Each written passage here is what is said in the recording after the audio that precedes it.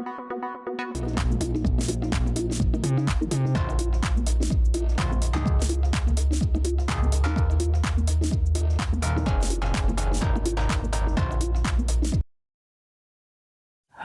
Assalamualaikum warahmatullahi wabarakatuh. Selamat datang di Kata Kunci Channel. Dan kali ini kami hadir dengan tampilan yang berbeda karena kami memiliki program baru yaitu podcast ekstraksi, ekstrak inspirasi. Dan berikut adalah profil narasumber kita kali ini. Narasumber kita kali ini adalah Kak Wahyu Ahmad Hasan Jainuri, Sarjana Teknik. Beliau lahir di Ngawi pada tanggal 12 September 1993. Beliau menyelesaikan pendidikan sekolah menengah atas di SMA Negeri 1 Ngawi pada tahun 2008 sampai 2011. Kemudian Kak Hasan melanjutkan pendidikan tingginya di Universitas Muhammadiyah Surakarta dari tahun 2011 sampai 2015. Berbagai diklat dan training pernah dilakukan oleh Kak Hasan, mulai dari perwakilan Kongres Anak Jawa Timur pada tahun 2008 sampai dengan pelatihan ahli konstruksi muda pada tahun 2016. Begitu pula dalam bidang prestasi, berbagai prestasi pernah diukir oleh Kak Hasan, mulai dari penerima beasiswa unggulan dari Kementerian Pendidikan dan Kebudayaan pada tahun 2011, IPK terbaik kedua jurusan Teknik Sipil, juara 6 dalam event yang diselenggarakan oleh UGM pada tahun 2014, kemudian juara 2 nasional pada perlombaan yang diselenggarakan oleh PT Semen Tiga Roda pada tahun 2014, dan lulusan terbaik jurusan Teknik Sipil 2015. Pengalaman kepanitiaan dan pengalaman organisasi yang pernah diikuti oleh Kak Hasan mulai dari SMA, yaitu Pramuka, PMR, Paskibra, kemudian ketika di perguruan tinggi mengikuti Kopma UMS atau Koperasi Mahasiswa, Keluarga Mahasiswa Teknik Sipil, kemudian Lembaga Dakwah Mahasiswa Pengabdian Masyarakat, dan lain sebagainya.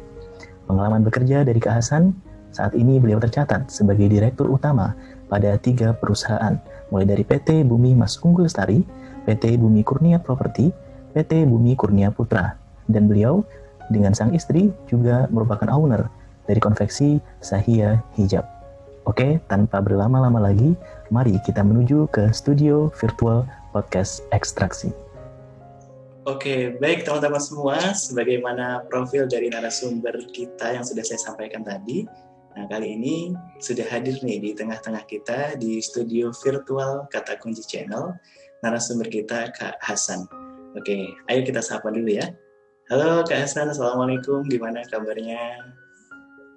Halo, Kak Fahmi, Waalaikumsalam. Alhamdulillah, baik. Gimana Kak Fahmi kabarnya? Oke, baik. Alhamdulillah, baik juga Kak Hasan. Oke, gimana nih kesibukan Kak Hasan nih? Saya berterima kasih sekali nih Kak Hasan udah bersedia, kemudian diundang dan berbagi inspirasi nih di Kata Kunci Channel. Apa kesibukannya nih Kak sekarang? Kesibukannya sekarang ya masih sama yang kayak kemarin. Ya masih berkecimpung di dunia usaha. Jadi ya tiap hari ke kantor, kadang juga keluar kota, ya seperti itu sih. Oke, tapi juga kayaknya lagi aktif di dunia trail ini ya kayaknya ya, kalau dilihat di postingannya ya di media sosial ya. Ya baru aja karena di masa pandemi kita kan dibatasi nggak boleh keluar kota. Jadi kita ke dalam hutan, biar di dalam hutan kan tidak ada corona, insya Allah. Oke, ya baik. Oke, sekedar info buat teman-teman semua. Jadi Kak Hasan ini salah satu sahabat saya, gitu ya. Ketika S1, kita berbeda program studi. Saya teknik kimia, Kak Hasan teknik sipil. Tapi kita tinggal di tempat yang sama, ya, di pesantren mahasiswa Kiai Haji Mas Mansur UMS. Ini beliau ini pertama kali saya kenal karena ngeboncengin saya naik motor pada saat itu ya ke kampus ya. Itu ya Kak Hasan ya. Oke, gimana Kak? Masih sering main-main ke Solo? Baru kemarin, Kak Fahmi, baru 1 hari kemarin saya mampir di Wisma Kiai Haji Mas Mansur. Ternyata sekarang sudah berbeda. Lapangan bolanya sudah diganti sama gedung. Oh iya. Nggak punya lapangan. Wah, daripada dulu kita sering tuh ya Kak ya main bola, main futsal di sana ya. Ya, hampir tiap hari. Hampir tiap hari, tiap sore gitu ya. Oke, Kak Hasan, kita mulai nih coba masuk Ya. ke tema kita nih ya. Tema kita kali ini tentang entrepreneur ya. Kaitannya juga dengan kemudian nanti generasi muda gitu. Nah, Kak Hasan boleh nggak sih sharing-sharing pengalaman Kak Hasan awal mula kemudian bisa terjun ke dunia entrepreneur ini seperti apa, Kak? Awal mulanya, kalau saya bisa cerita, mungkin dari saya waktu sidang skripsi. Jadi sidang skripsi, terus saya ditawari sama dosen itu untuk jadi konsultan pengawas gedungnya UMS, karena saya jurusan teknik sipil. Jadi setelah sidang skripsi nilai belum keluar sudah ditawari itu, terus akhirnya ya bergabung di situ. Tapi saya sudah punya target memang. Ya mohon maaf kalau Pak dosen juga melihat ya. Jadi saya punya target bukan cuma istilahnya gaji, tapi ketika saya ditawari itu terbesit saya bahwa oh ini kesempatan saya belajar tentang sistem kontraktor, karena pada saat itu kan adalah pengawas gedung UMS, otomatis saya nanti akan bergelut dengan berbanyak kontraktor yang mensuplai kegiatan konstruksi di UMS. Dan akhirnya target saya cuma 1 tahun selesai, terus 1 tahun selesai, terus saya mengajukan resign, pas kontrakan juga habis. Terus mengajukan resign, dan saya mulai usaha ini jual beli kapling itu pertama kali di Jogja, itu 2 kapling, karena juga kenalnya dari orang di dalam orang lain yang kerja sebagai pengawas juga, cuman dia adalah pengawas dari kontraktornya. Kalau saya kan pengawas dari ownernya adalah Universitas Muhammadiyah Surakarta.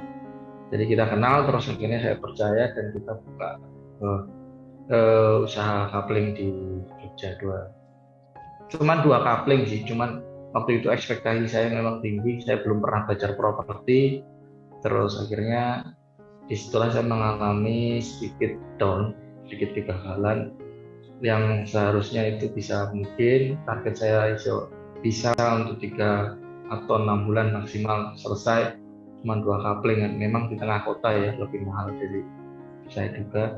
Itu hampir ya 1 tahun lah, 1 tahun baru selesai. Dan saat itulah terus saya terbesit, kalau saya seperti ini kemungkinan saya akan lama untuk cepat besarnya. Terus akhirnya saya mencari investor dengan konsep saya membuat ya semacam proposal, terus menawarkan konsep ke investor. Ya ada yang mulai dari konsep tanah dan konsep, akhirnya ketemulah sama konsep investor, dan bukalah di tahun 2018.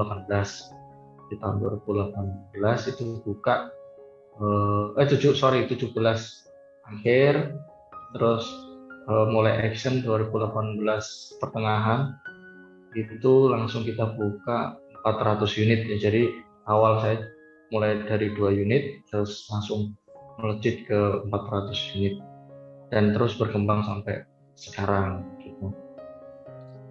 Ya itulah awal mulanya usahanya. Jadi berawal dari skripsi gitu ya Kak ya. Skripsi diajarkan dari pembimbing, kemudian terus berkembang gitu ya.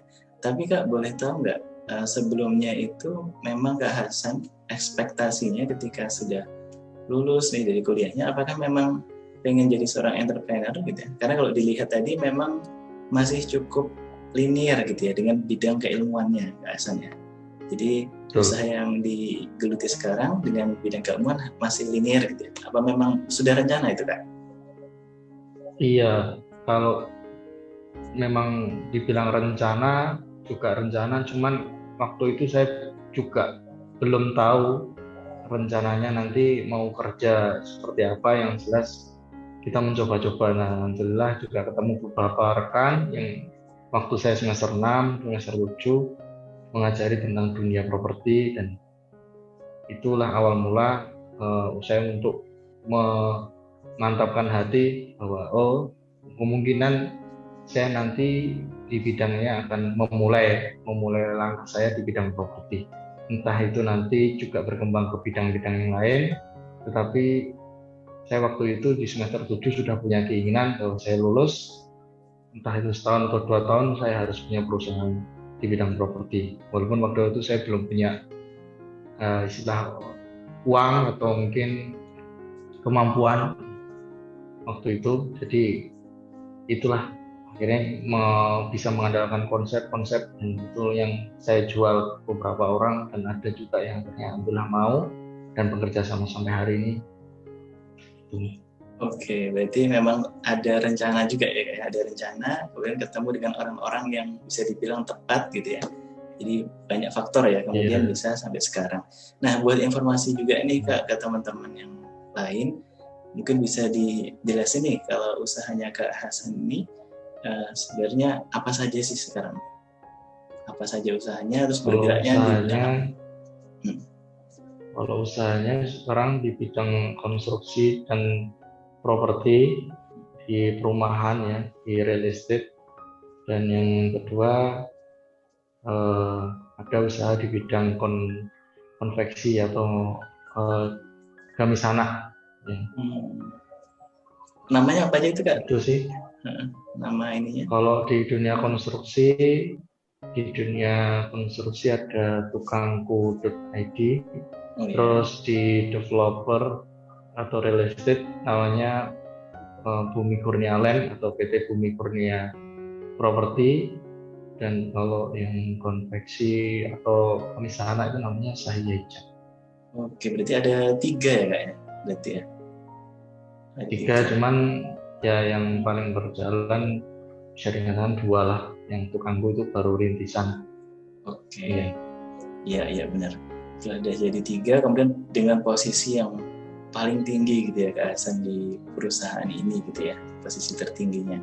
Nah, sebelum Kak Hasan kemudian membangun bisnis sampai seperti sekarang ini gitu ya Kak, ketika awal mula tadi merintis itu Kak, apa saja sih tantangan-tantangan yang kemudian dihadapi Kak Hasan, terus bagaimana Kak Hasan bisa survive ya, bisa kemudian bertahan ketika menghadapi tantangan-tantangan itu. Karena mungkin banyak juga dari penonton kita ini Kak adalah orang-orang yang baru mulai nih mau berwirausaha, kemudian sudah banyak tantangan-tantangannya, ada yang kemudian down, ada yang kemudian malah jadi batal gitu ya. Nah ini gimana Kak? Mungkin ada yang bisa dibagi ke kita. Kalau tantangan sih saya merasa paling down ya waktu jual kapling itu ya, yang pertama kali di Jogja itu. Jadi waktu itu sering terjadi penolakan. Jadi kita dihubungi dari sini, saya ke Jogja waktu itu belum ada tol, perjalanan hampir 5 jam lah dari Ngawi, dan terus kita di sana diskusi dan sebagainya. Akhirnya kita juga harapan dari berangkat dari rumah kita bisa jual, ternyata di sana ditolak, dan itu beberapa kali. Sampai akhirnya saya bilang ke ayah, ke bapak, bahwa saya udah kayaknya nggak cocok jadi wirausaha, jadi saya mau mendaftar, karena ijazah saya pun sampai sekarang belum dipakai gitu. Kopi pun juga belum pernah. Jadi waktu itu saya terbesit teman-teman saya yang notabene kalau kita kuliah kan takarannya misalnya IPK-nya rata-rata di bawah saya, itu bisa kerja di BUMN dan lain sebagainya. Tapi saya akhirnya jadi istilahnya kepingin begitu, pada saat itu yang lain sudah dapat gaji, saya masih belum, karena saya masih terus berusaha dari bawah, dan pada waktu itu di posisi yang sangat menurut saya sangat down lah. Saya sudah tidak punya semangat lagi untuk menjadi wirausaha. Saya anggap saya sudah gagal, dan saya bilang ke bapak bahwa saya ingin daftar sebagai karyawan BUMN, karena memang tawaran waktu itu sangat ya ada 1-2 dan tidak disetujui sama bapak. Gitu nih. Oke, berarti tadi ya ada kendala, ada hambatan, terus kembali lagi berarti Kak Hasan harus ada teman gitu ya, ibaratnya teman untuk berbagi tadi ya Kak ya, berbagi masalahnya tadi, Iya, tantangannya tadi. iya, Berarti bisa dikatakan solusinya itu adalah membangun support sistemnya tadi ya Kak ya. Jadi ada support system dari iya, orang tua ya gitu ya, yang akhirnya iya, membuat Kak Hasan bisa bangkit lagi gitu ya. iya. Hmm. Jadi akhirnya orang tua bilang ke saya bahwa kalau kamu masih enak istilahnya ke ada teman untuk bisa diajak cerita. Kalau orang tua saya dulu kan cuma lulusan, ayah saya SD di kelas 2 tidak lulus SD, ibu cuma kelas 6 SD. Dua-duanya juga wirausaha. Dan mereka berawal dari bukan nol lagi, minus ya istilahnya. Kalau bisa makan sehari 3 kali itu udah hebat. Kalau dulu kan zaman dulu orang makan sekali 2 kali, dan juga ada berasal dari kampung. Jadi kalau saya yang posisinya sudah kuliah, lulus, IPK-nya bagus dan bisa dapat predikat umlaut dan lain sebagainya, nah itu eh, orang tua bilang pada waktu itu, lebih enak kamu bisa sekolah lebih tinggi dan ada orang yang bisa diajak kamu diskusi, yaitu Pak dan Ibu waktu itu. Jadi kalau Ibu dan Bapak dulu tidak ada teman untuk diajak diskusi. Jadi akhirnya saya menjadi semangat lagi. Kayaknya saya cuman perlu waktu untuk recovery. Jadi saya bangkit lagi, mencoba sekali lagi, tetapi dengan sistem yang berbeda. Jadi kalau tadi covering saya cuma pinjam uang orang tua, sekarang saya tidak mengandalkan uang orang tua, saya pakai investor dari luar. Dan yang saya bidik adalah orang-orang yang punya uang, tapi dia bingung uangnya untuk apa.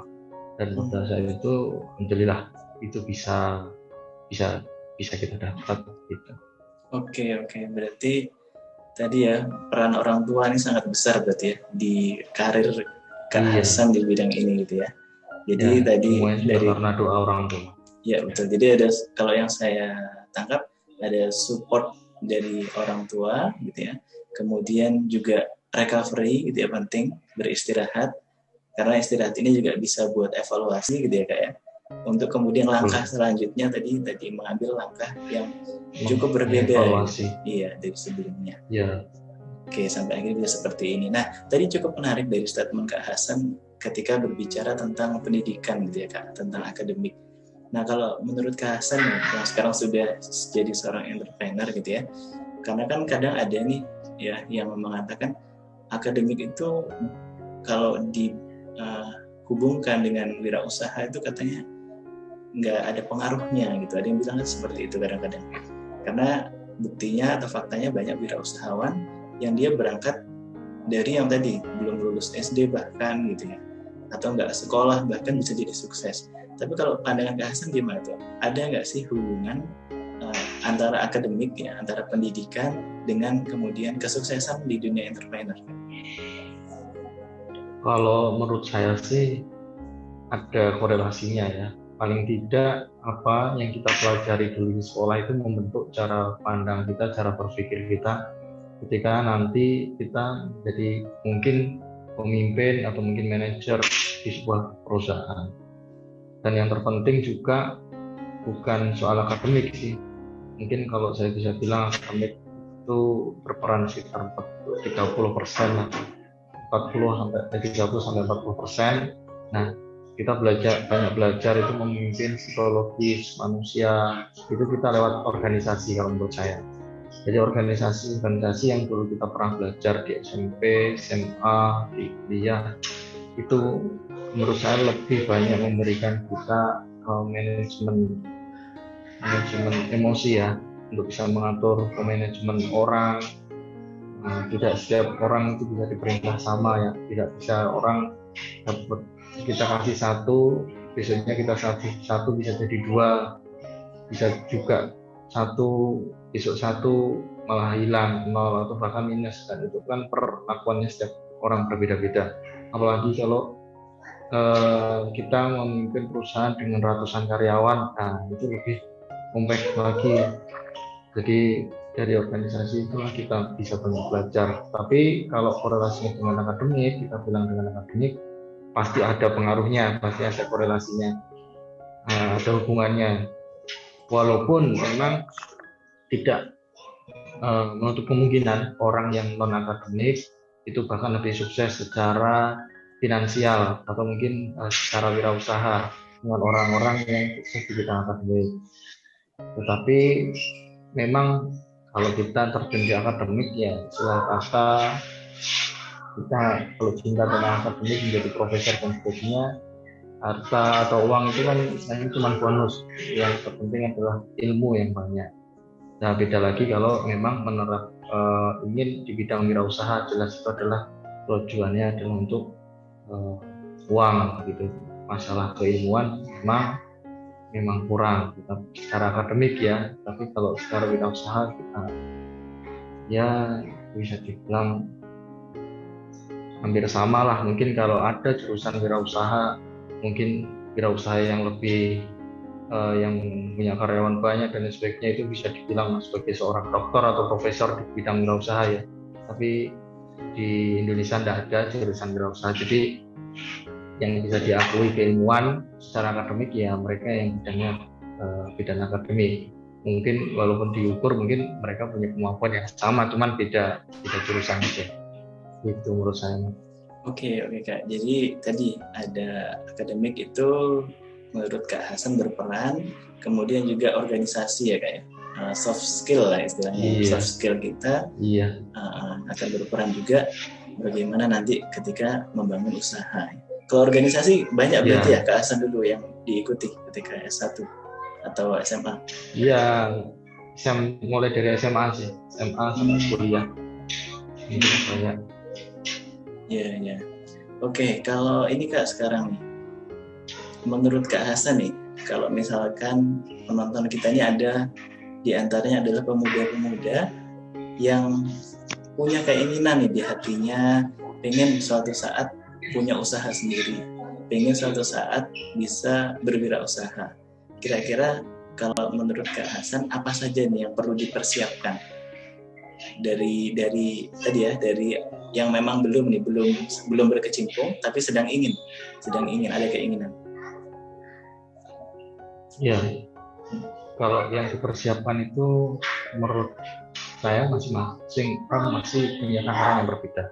Tapi kita bisa ambil dasarnya atau poinnya kalau kita bisa tahu tujuan kita berwirausaha.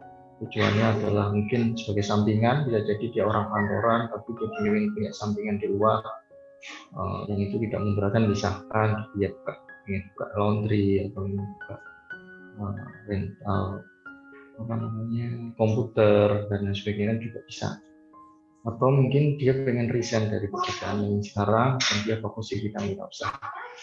Nah itu persiapannya pasti berbeda karena skala usahanya yang dijalankan berbeda. Tapi garis besarnya adalah satu, niatnya dulu. Niatnya itu harus lurus, niatnya wirausaha untuk apa. Terus yang kedua jaringan. Jadi kalau kita misalkan kita mau berwirausaha di bidang seperti saya, misal properti, kalau tidak kita tahu gabung di mana kita harus bernaung atau di asosiasi mana, kita bisa bertukar pikiran tentang keilmuan properti begitu. Terus yang ketiga adalah ilmu itu sendiri. Jadi untuk mempelajari barang ini dan sebagainya. Dan terakhir tapi paling penting ya, itu tekad yang bulat, karena setiap usaha itu pasti kita resikonya rugi. Kalaupun kita nanti berhasil itu bisa dibilang bonus lah. Gitu sih. Oke. Nah, jadi itu ya. Mentalnya juga harus kuat, banting ya. Karena orang-orang yang sukses sekarang itu kita tidak pernah melihat waktu dia berdarah-darah. Yang kita lihat adalah background kita yang bisa di-shoot oleh kamera pada saat sekarang.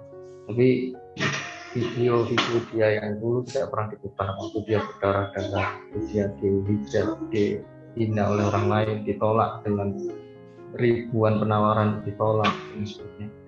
Ya itulah adalah konsekuensinya, karena dia sudah melakukan pengorbanan begitu besar. Hari ini dia cuma bisa kita lihat dia seolah hidupnya lebih enak.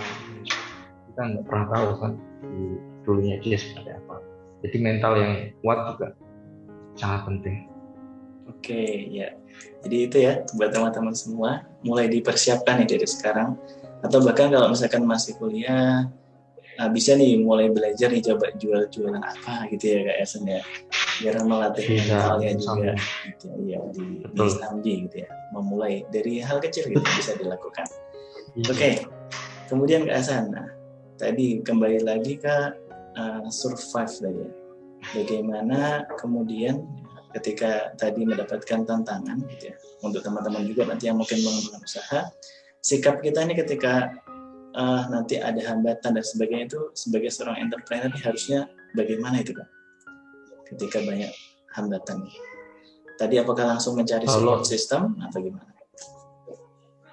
Kalau di dalam dunia entrepreneur itu tidak ada ilmu yang berbelit-belit sih menurut saya. Intinya kalau gagal ya coba lagi, kalau jatuh bangun lagi. Terus sampai kapan coba lagi bangun lagi? Ya sampai kita bisa benar-benar kuat untuk berdiri, sampai kita benar-benar kuat untuk berdiri kita sendiri, dan kita belajar dari kejadian-kejadian yang kita pernah alami sebelumnya. Jadi terus dicoba. Itu sih menurut saya alami. Oke Kak ya. Jatuh bangkit lagi gitu ya, gagal coba lagi. Iya. Coba lagi. Ya seperti itu sampai berhasil.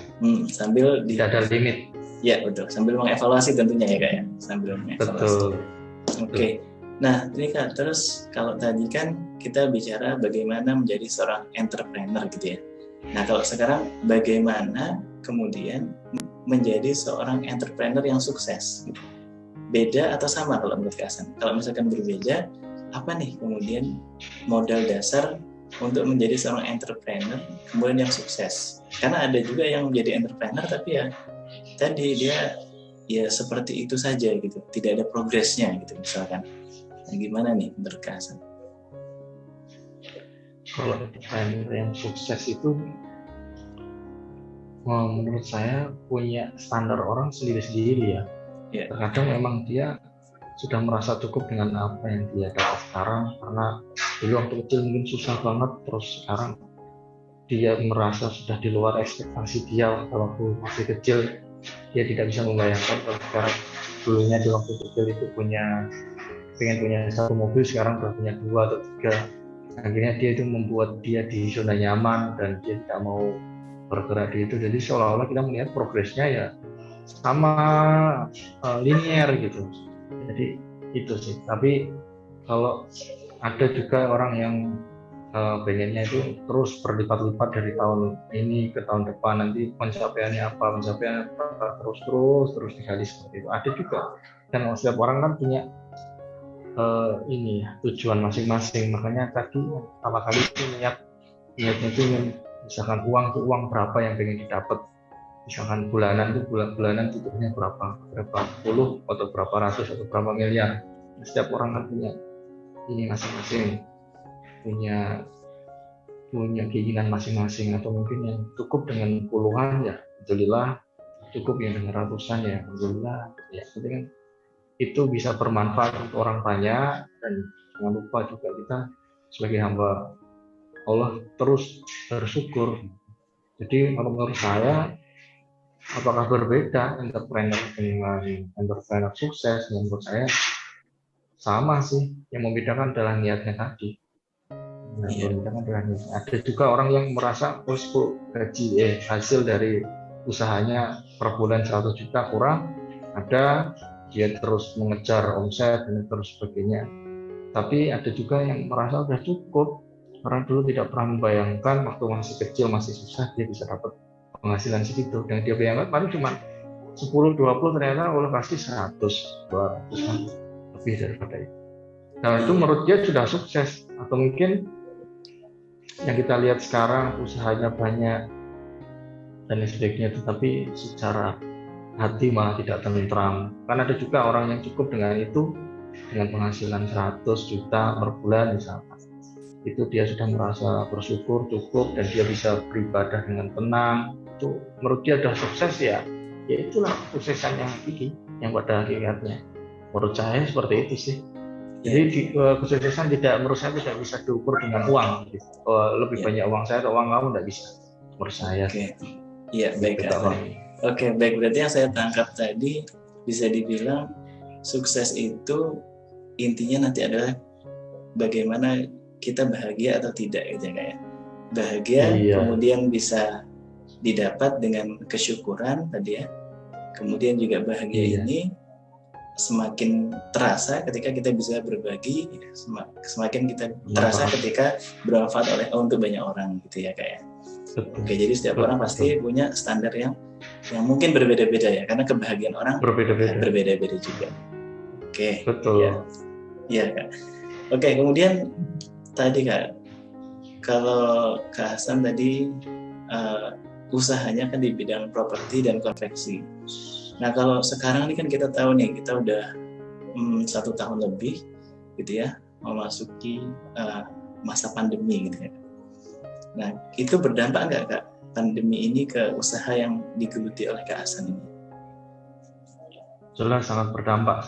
Secara global kita bisa tahu bahwa laporan dari Menteri Keuangan juga memperlihatkan grafik penurunan daya beli masyarakat.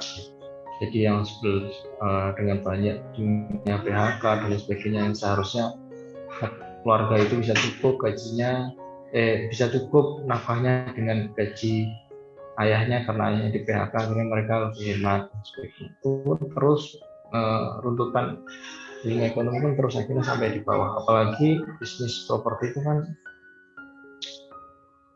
sangat tergantung dengan komoditas ya. Jadi kalau komoditas pokoknya rame, misalkan komoditas pokok itu seperti pangan, sandangnya rame, biasanya properti mengikuti dia juga akan rame karena daya beli masyarakat naik atau bertambah ya. Tapi kalau menurun karena pandemi, aktivitas manusia dibatasi dan sebagainya, ya pasti berdampak. Oke, berarti berdampak juga ya Kak ya, karena tadi tergantung dengan komoditi gitu ya, daya beli masyarakat. Iya.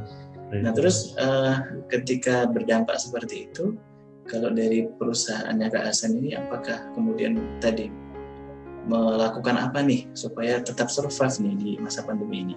Apakah ada yang dirubah sistemnya? Karena kalau kita bicara berdampak tadi, ada yang kemudian bahkan dengan pandemi ini justru dampaknya positif gitu Kak. Misalkan jadi semakin meningkat nih justru pembelian dari masyarakat. Contohnya nih untuk bisnis-bisnis yang berbasis online nih biasanya kan orang jadi malas keluar rumah, kemudian meningkat. Nah, ini gimana Kak kalau dari perusahaan Kak? Kalau dari perusahaan saya kemarin yang di bidang properti, alhamdulillah, awal pandemi aja sih, 3-4 bulan itu tidak dapat penghasilan sama sekali, 0. Terus hampir kita kurangi pengurangan karyawan, tapi bulan kelima kita sudah mencetuskan program baru untuk pengurangan harga ya, diskon harga selama pandemi. Alhamdulillah itu mulai bergerak naik, grafiknya positif sampai sekarang di tahun sudah berjalan 1 tahun ya, ini sudah bulan kelima lagi, hampir ini bulan keempat mau bulan kelima lagi kan. Jadi tahun-tahun kemarin mulai Februari, Maret, April, Mei, Juni itu sangat negatif. Jadi alhamdulillah bisa bertahan, dan memang betul kalau dibilang sekarang banyak juga usaha yang malah berdampak positif seperti penjualan online, penjualan obat, masker dan sebagainya, itu karena orang lebih aware ya tentang kesehatan. Ketika ada pandemi ada hand sanitizer dan sebagainya. Tapi kalau usaha saya itu kan di bidangnya tidak bisa online, jadi orang tetap harus survei dan sebagainya. Itu memang ada plus dan minusnya, dan yang kita alami memang lagi ada penurunan. Itu kawan. Ya, tapi kalau di bidang yang konveksi tadi gimana Kak? Itu. Kalau konveksi, alhamdulillah mengalami kenaikan, ya selama pandemi juga mengalami kenaikan. Alhamdulillah ya. Oke Kak Hasan. Iya. Nah, kemudian tadi kalau kita bicara kembali ya ke entrepreneur tadi ya. Kalau menurut Kak Hasan lebih baik nih ketika orang ingin memulai menjadi seorang entrepreneur itu lebih baik kemudian dia mulai dengan usaha-usaha kecil gitu ya. Misalkan jualan-jualan kecil nih, jualan-jualan yang misalkan makanan ya, kemudian misalkan sepatu dengan lingkup yang juga mungkin kecil, atau kalau menurut Kak Hasan bagusnya langsung mencoba yang profesional gitu Kak. Artinya menjual yang tadi yang sudah dengan sistem penjualan dan juga sistem manajerial yang sudah langsung bagus. Gimana Kak menurut Kak Hasan? Kalau menurut saya orang yang mau mencoba usaha itu sekarang bisa lebih mudah ya, karena kita sekarang ada marketplace ya. Kita bisa daftar di situ, semua sistem keuangannya juga bisa langsung tersistemize ya.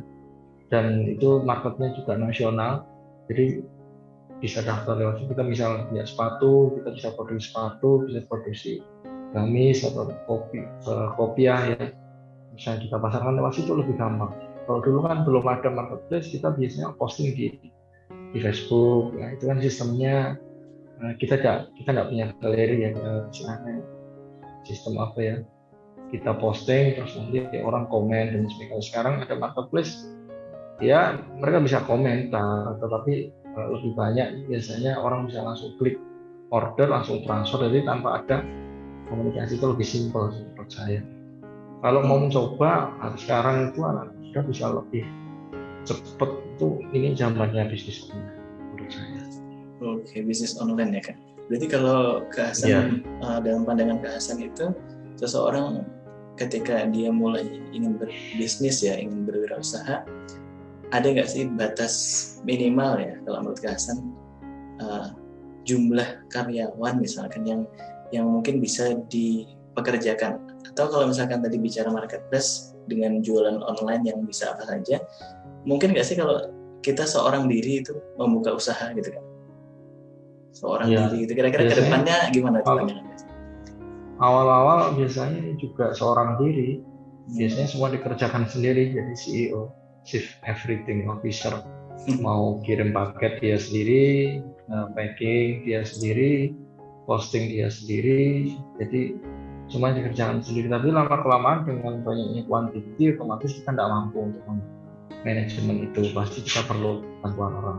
Tapi kalau mau memulai, tidak usah banyak-banyak dulu, kita dengan teman atau kita sendiri dulu aja, sampai nanti kita memang volumenya sudah terbatas, kapasitas kita sudah terbatas, tapi permintaan supply, demand-nya terus bertambah, ya kita tambah karyawan. Jadi pelan-pelan.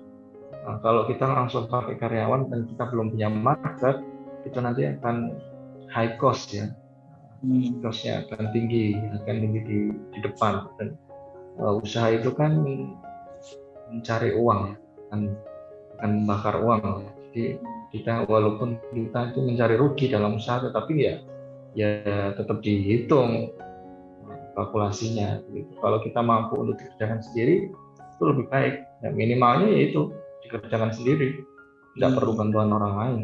Tapi ketika nanti volumenya sudah besar, kita tetap perlu bantuan orang. Oke, berarti teman-teman yang mungkin sekarang berkeinginan ya, tapi belum punya teman nih yang mau diajak berbisnis, bisa ya mulai sendiri gitu Kak. Jadi yang terpenting harus mulai segera atau gimana Kak? Kalau usaha mulai segera ya. Iya, mulai sekarang. Oke, harus mulai segera gitu ya Kak ya.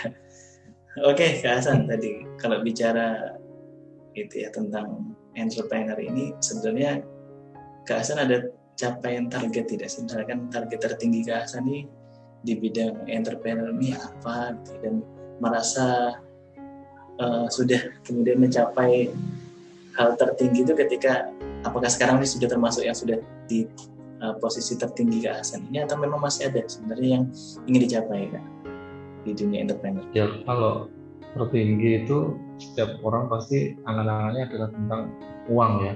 Uang lebih banyak itu lebih sukses sekali. Kalau kita bicara setiap orang pasti berbeda-beda pendapatnya. Tapi kalau saya pencapaian tertinggi mungkin suatu saat nanti kita bisa tetap menghasilkan uang tanpa kita harus bekerja. Seperti orang bilang passive income lah ya. Di masa tua kita istirahat sudah nggak kerja, kita dapat pemasukan terus ya, misalkan, dan pemasukan itu cukup, misalkan pengeluaran kita cuma 10 juta, 20 juta lah ya, pemasukannya bisa sampai 50 atau mungkin 100. Nah, harapannya seperti itu ke depannya. Tapi kalau sekarang masih belum bisa. Jadi semua masih harus dikerjakan, semua harus ditata. Jadi kita harus terus terjun langsung di usaha itu begitu. Tapi harapannya mungkin itu sih. Tapi kalau pencapaian uangnya berapa, yang paling terpenting sih cukup untuk istilahnya untuk kegiatan kita sehari-hari. Mungkin kita ingin liburan, kita itu cukup ya. Jadi tanpa kita bekerja, uang itu kita dapat pemasukan. Orang bilang itu passive income gitu. Oke, iya. Betul ya. Jadi untuk capaian tadi masih sekarang lagi proses dan progres ya Kak ya, untuk menuju capaiannya gitu ya. Oke, tapi kalau terkait ini Kak, ada nggak sih memang keinginan dari awal Kak Hasan itu berwirausaha juga supaya bisa menyediakan lowongan pekerjaan untuk orang lain gitu Kak? Kalau boleh diceritakan nih, sekarang berapa orang nih yang terlibat di usaha Kak Hasan? Iya betul Kak Mami. Jadi itulah yang terkadang kita lagi loyo terus kita semangat lagi itu melihat mereka, wajah-wajah mereka yang menggantungkan ya bukan nasib ya istilahnya, rezekinya itu separuhnya kita, bukan separuh ya, sebagian kita melewati kita, wasilahnya perantara kita. Jadi kalau usahanya lagi sepi terus mereka nanti kerja apa dan sebagainya, itulah yang membuat kita itu jadi semangat lagi. Dan memang betul, apalagi kalau karyawan kita udah banyak itu terkadang pusing kalau pas orderannya turun atau mungkin lagi pasarnya lagi sepi, tetapi mereka lagi nganggur tuh sedihnya bukan kalau mereka lagi nganggur, cuman bisa enggak ya nanti terus bulan depan bertahan dengan tetap seperti ini. Kalau enggak bisa, mereka nanti kerja di mana dan semua. Itu yang bikin kita sedih dan kita terus semangat. Kalau bicara tentang karyawan, yang mungkin kalau properti itu banyak ya, karena dia ada ini ya, dia pekerja lepas seperti itu. Pasti misalkan kayak tukang terus kuli itu kan ya kerjanya sudah lama, sudah setahun lebih lah di perusahaan, cuman mereka tetap tidak bisa disebut sebagai pegawai tetap. Jadi kalau itu dihitung ya itu yang menyumbang paling banyak, paling kalau dihitung total semua sekitar hampir 300-an. 100 orang gitu. ya. Oke, 100 orang yang bareng-bareng angin rezeki lah di sini gitu. Tapi semua itu dihitung ya seperti tukang, sopir dan lain sebagainya. Iya betul. Jadi kalau cuma pegawai tetap ya sedikit lah. Iya betul. Berarti kan memberikan kebermanfaatan ya Kak, buat paling tidak 300 orang tadi ya. Dan harapannya semoga juga nanti bisa semakin besar, semakin banyak, kemudian membuka peluang pekerjaan. Gitu ya Kak Hasan. Amin. Nah sekarang Kak, gimana nih kalau misalkan teman-teman nih ada yang barangkali yang pengen bergabung di perusahaannya Kak Hasan, gimana supaya tahu perusahaannya ini seperti apa, lebih jelasnya dan sebagainya. Ada nggak kira-kira Kak websitenya barangkali atau akun Instagramnya mungkin? Gimana Kak? Ya bisa. Kalau sekarang kita di zaman sekarang digital, kita bisa lebih tahu perusahaan lain lewat media sosialnya. Termasuk kami, kita ada beberapa media sosial. Untuk yang developer ada di bumikurnia.plan, @bumikurnia.plan. Itu untuk yang developer. Terus untuk yang desain kontraktor di @tukangku.official. Terus yang untuk yang Sahia di @sahiyahijab.official. ketiganya punya website masing-masing, tapi lebih enak lewat Instagram. Oke, berarti websitenya ada, akun Instagramnya juga ada. Nah, silakan nih teman-teman yang pengen bergabung bisa nih kemudian langsung follow dulu tentunya ya Instagramnya tadi. Kemudian bisa mungkin lewat DM gitu nggak apa-apa Kak? Boleh, tidak apa-apa. Cuman ya harus bersabar, terkadang banyak yang DM dibalesi satu-satu urut dari atas. Oke ya, di lewat DM juga boleh teman-teman semua. Oke, selanjutnya nih Kak Hasan. Jadi kalau kita tadi berbicara tentang entrepreneur, kemudian juga berbicara tentang pemuda ya Kak ya. Nah sekarang gimana nih Kak Hasan sebagai seorang entrepreneur ya? Kemudian ada nggak program yang Kak Hasan rencanakan, baik itu secara pribadi maupun mungkin secara perusahaan, untuk kemudian tadi apakah mewadahi teman-teman yang sedang belajar tentang entrepreneur, atau mungkin memang yang sudah terjun di dunia entrepreneur tapi masih di kelasnya katakanlah kelas yang masih kecil gitu Kak. Apakah ada rencana nih atau harapan ke depannya Kak Hasan pengen membuat program tertentu gitu barangkali? Iya, kalau masalah program itu di tempat kami itu sudah di backup oleh organisasi ya, namanya HIPMI atau kepanjangannya Himpunan Pengusaha Muda Indonesia. Cabang Ngawi itu sudah membackup masalah tentang entrepreneuran. Jadi di situ ada perkumpulan banyak sekali pengusaha dengan berbagai bidang. Nah, di situ kita bisa saling kolaborasi, saling tanya, konsultasi, dan apapun yang kita butuhkan, mulai dari dia mau inkubator dari tahap awal sampai nanti konsultasi bahwa dia sudah punya usaha sekian, terus laporan keuangannya kita baca sama-sama. Kalau masalah program itu kita ikut di organisasi. Oke, berarti ini kan kayak saya ini masih awam nih Kak tentang entrepreneur. Berarti HIPMI ini ada di seluruh Indonesia atau di mana Kak? Ada di seluruh Indonesia. Ada di Indonesia. Dan kita tahu kan mantan ketua HIPMI sekarang tidak menjadi menteri, ada 3 orang. Oke, iya. Berarti jelas ya Kak, ini pembinaannya jelas gitu ya Kak? Atau mungkin dikelola langsung oleh pemerintah begitu Kak?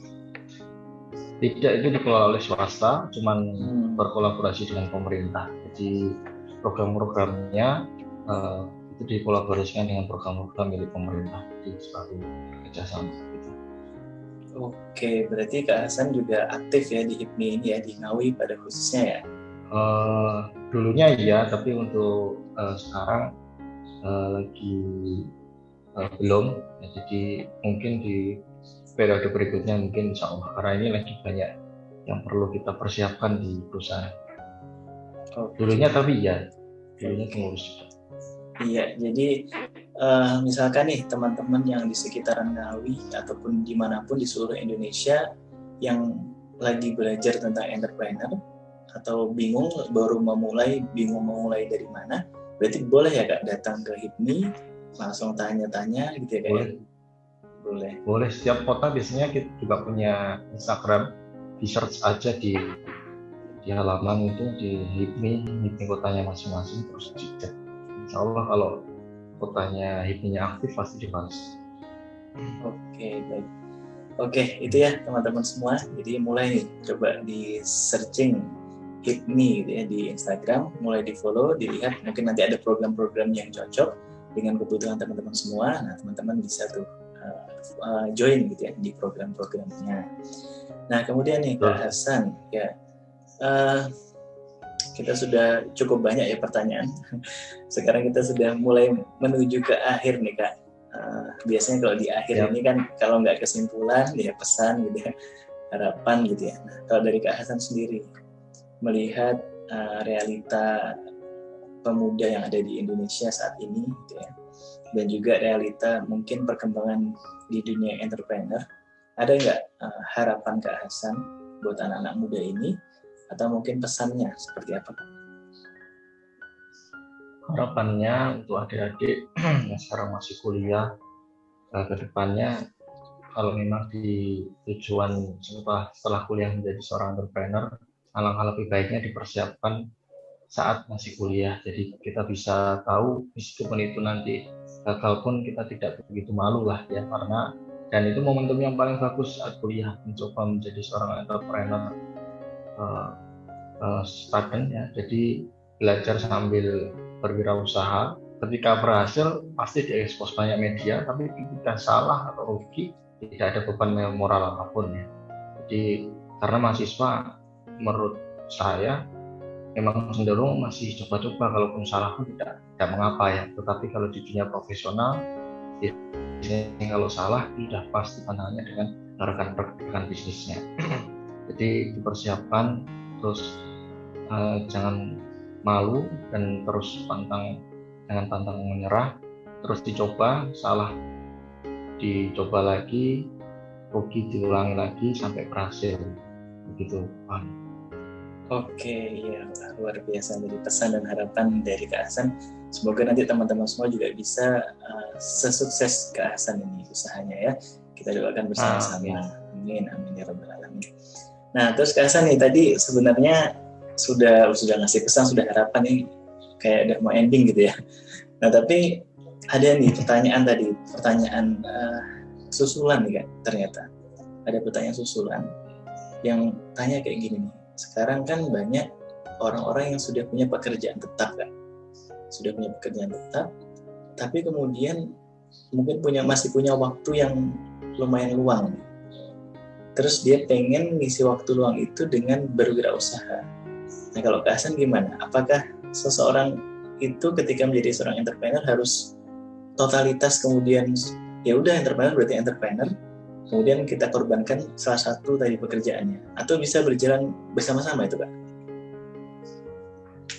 Baik, kalau masalah itu menurut saya pribadi lebih baik fokus, jadi dipilih salah satu. Tapi kalau memang tujuan niatnya awal buka bisnis itu untuk sambilan, ya nanti ya jangan kita berharap lebih, artinya hasilnya pasti juga hasil dari sambilan itu juga tidak bisa menutupi semua kebutuhan kita.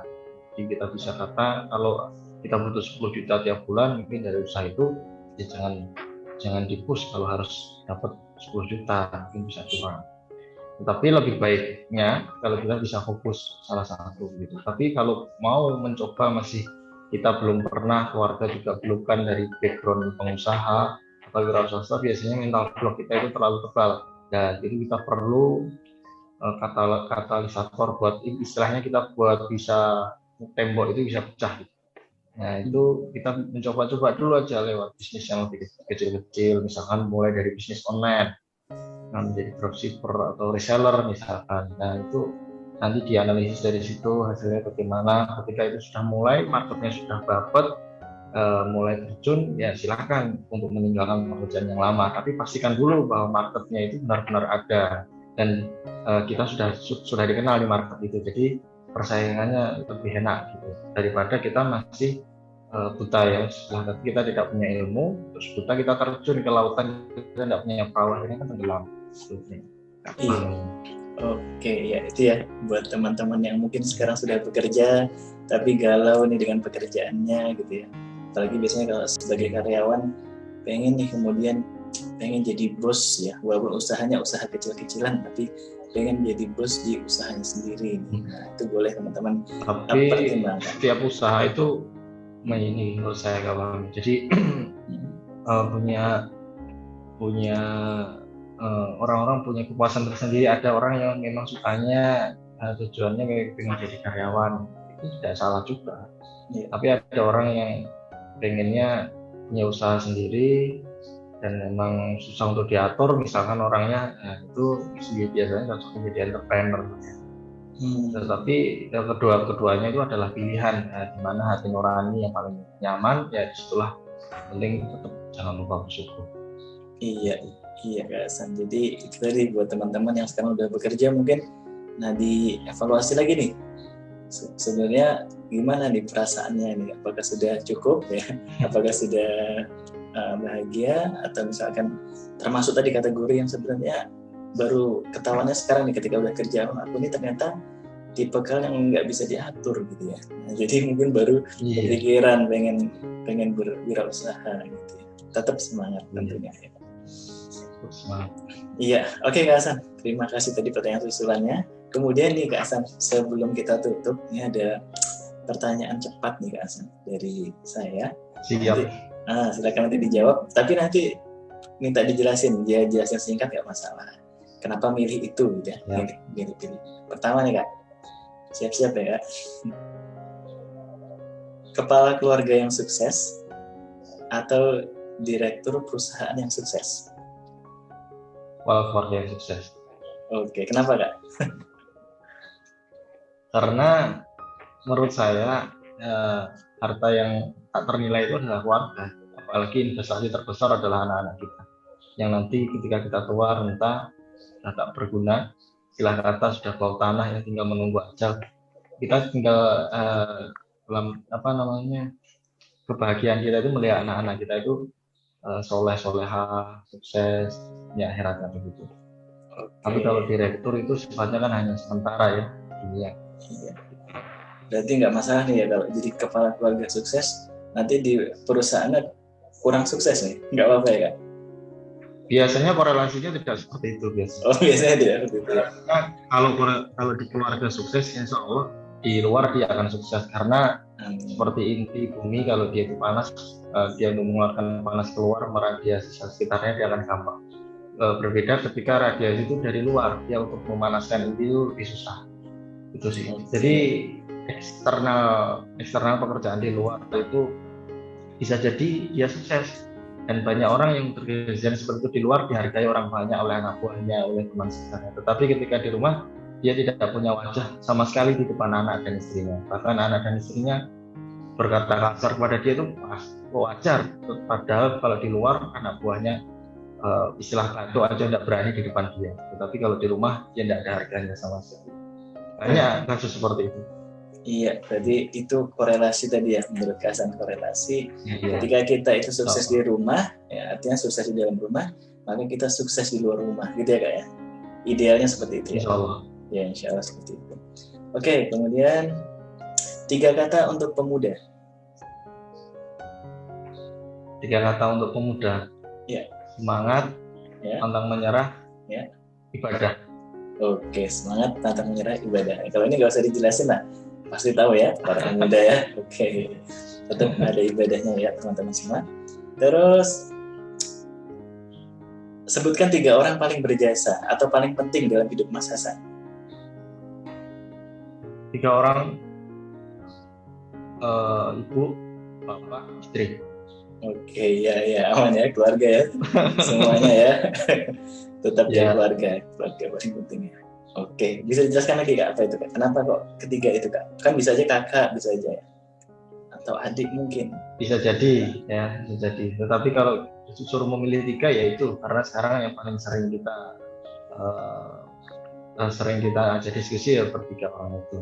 Kalau jelas kalau ibu bapak kan restu, dimanapun kita berpijak, itulah kita tetap harus menghormati namanya bapak dan ibu. Kalau tidak ada mereka, pasti kita tidak akan pernah hidup di dunia ini. Kalau mereka sudah benci dari lahir, sudah dikasih racun mungkin biar mati aja di janinnya kan. Apalagi kita dirawat berapa lama.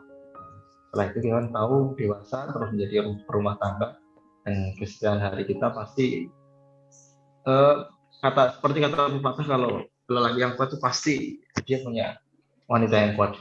Nah itulah mungkin kenapa kok pilihan yang terakhir adalah istri. Oke, ya itu tadi ya. Jadi kalau tidak ada 3 orang tadi itu Kak Hasan tidak bisa jadi seperti sekarang ini kemungkinan ya Kak ya. Tentu saja juga ada ridho dari Allah Subhanahu wa Ta'ala. Oke, selanjutnya nah ini nih agak-agak susah-susah nih kayaknya jawabnya Kak Hasan. Pengusaha sukses atau Bupati Ngawi? Pengusaha sukses. Pengusaha sukses ya Kak. Kalau udah sukses bisa jadi Bupati Ngawi ya Kak ya? Nggak tahu lah kalau. Nggak tahu ya, oke. Gimana Kak? Mungkin bisa dijelasin Kak? Ya, kalau saya pribadi tidak terlalu berangan-angan terlalu jauh sih. Yang penting saya bisa menikmati hidup, terus bisa berguna untuk orang banyak. itu sudah cukup. Setiap orang kan punya peran masing-masing. Tidak perlu kita punya harta banyak, kita berperan di lingkungan. Mungkin kita punya 100 juta, kita bisa bangun pondok yang kecil. Beda lagi orang yang kemampuannya 10 miliar, dia bisa buat pondok yang modern. Atau mungkin orang yang mampu secara kekuatan politik dan sebagainya, dia bisa punya kekuasaan gampang untuk menandatangani peraturan-peraturan syariah dan sebagainya. Dan setiap orang itu kan ditanya tentang apa yang dia pimpin, termasuk seorang bupati.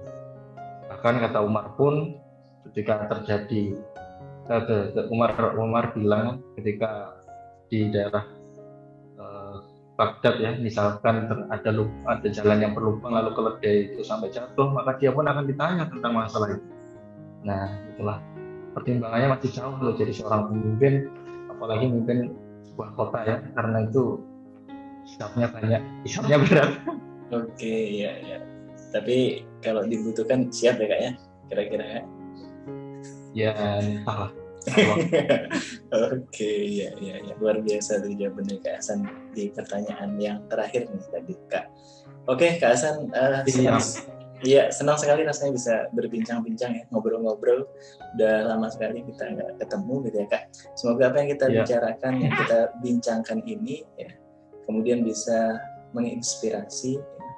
Mungkin 1, 2, 3 atau harapan kita ribuan orang ya, bahkan jutaan orang yang kemudian nanti menonton video ini, entah mungkin di tahun ini atau mungkin tahun-tahun selanjutnya. Yang jelas rekaman ini Kak, video ini insya Allah menjadi salah satu jejak kita ya, rekam jejak kita bahwasanya kita sebagai pemuda sudah berusaha dan berupaya untuk berkontribusi ya, kemudian memobilisasi anak-anak muda untuk kemudian berani menjadi entrepreneur yang sukses gitu ya. Oke, Kak Hasan, itu satu terakhir Kak Hasan, pesan buat Kata Kunci Channel. Pesan buat Kata Kunci Channel, semoga terus berkembang, terus berinovasi untuk membuat konten-konten kreatif yang lainnya, dan jangan lupa di subscribe ya. Kami lebih semangat ya. Oke, amin. Terima kasih Kak Hasan. Oke, selamat menjalankan ibadah puasa buat Kak Hasan dan keluarga. Terus sukses. Terima kasih. Oke Kak, mari kita akhiri podcast kita ini. Saya kira assalamualaikum warahmatullahi wabarakatuh. Waalaikumsalam warahmatullahi wabarakatuh.